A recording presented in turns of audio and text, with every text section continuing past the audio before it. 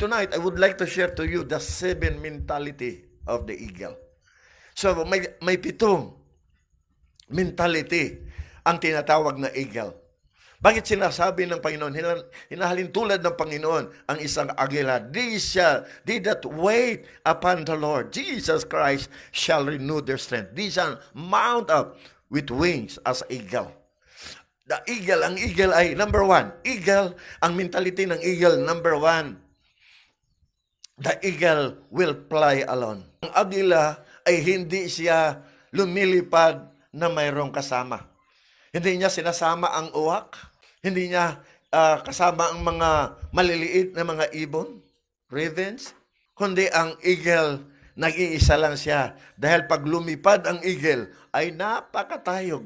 Doon sa pinakamataas, kung sa atin pala, kung tayo, ibig sabihin sa spiritual life natin, kagaya ng isang agila, they shall mount up with wings as eagle. Amen?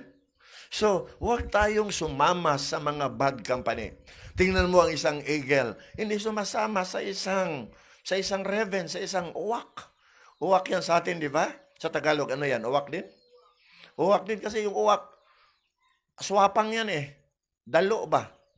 Sa madaling salita, swapang yung uwak at saka kumakain ng mga patay. Kumakain, di ba sa panahon ni Noah, yung raven, yung uwak, kinakain niya yung mga patay, yung nalunod panahon ni Noah.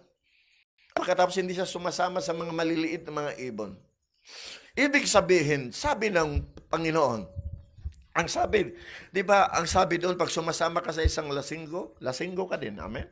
Pag sumasama ka sa isang prostitute ka din. Pag sumasama ka sa isang magnanakaw ka rin. So sa madaling salita, hallelujah, abo na tawag na bad company.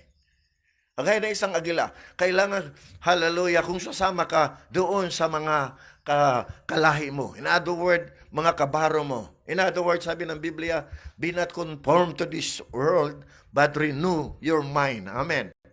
Amen? Glory to Jesus. Hindi pwede. You cannot serve two master. Isa lang talagang isa-serve natin. Walang iba ang Panginoong Jesucristo. Amen. Hindi ka maka-mount up pataas pag may mga kasama kang mga mahina, mga weak, tinatawag mga raven o ano pang mga ibon. You fly. Ang sabi ng Panginoon, you can fly, mount up with wings as eagle. Amen? Hallelujah. Palakpakan natin ang Panginoon.